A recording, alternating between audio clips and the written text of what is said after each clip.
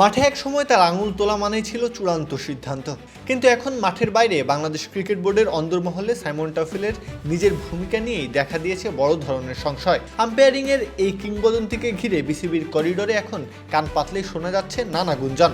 Daily সানের এক সাম্প্রতিক প্রতিবেদনে টাফেলের প্রভাব, নিয়োগ প্রক্রিয়া এবং তার বহুমুখী ভূমিকা নিয়ে চাঞ্চল্যকর সব তথ্য উঠে এসেছে। গত বৃহস্পতিবার মিরপুর বিসিবি মিডিয়া সেন্টারে ম্যাচ রেফারিদের প্রশিক্ষণ সেশন শেষে টাফেলের চোখে মুখে ছিল রহস্যময় হাসি। সাংবাদিকদের সামনে তিনি মন্তব্য করেন, আজ রাতেই ফিরে যাচ্ছি, আগস্টে আবার আসার ইচ্ছা আছে, তবে দেখা যাক তখন দায়িত্বে কে থাকেন।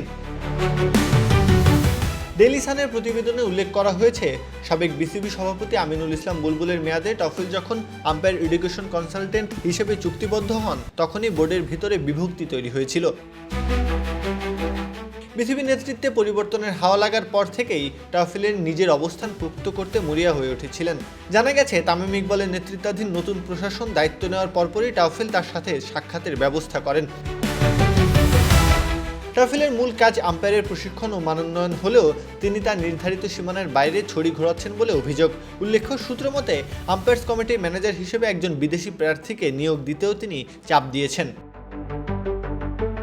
2025 সালের সেপ্টেম্বরে টাফেল যখন বিসিবিতে যোগ দেন, তখন তার চুক্তি মূল্য ছিল আকাশচুম্বী। 3 বছরে পেয়েছেন প্রায় 8.3 কোটি টাকা। তবে বিসিবির অভ্যন্তরীণ পর্যালোচনার পর সেই চুক্তির মেয়াদ ও অর্থে কাচি চালানো হয়। বর্তমানে তার ব্যক্তিগত পারিশ্রমিক $2,75,000 নির্ধারণ করে চুক্তির মেয়াদ 2 বছরে নামিয়ে আনা হয়েছে। বাকি অর্থ তার কারিগরি দলের জন্য বরাদ্দ করা হয়েছে।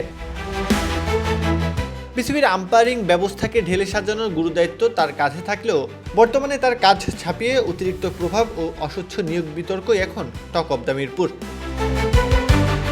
প্রত্যহ কাব্য, খেলা ৭১।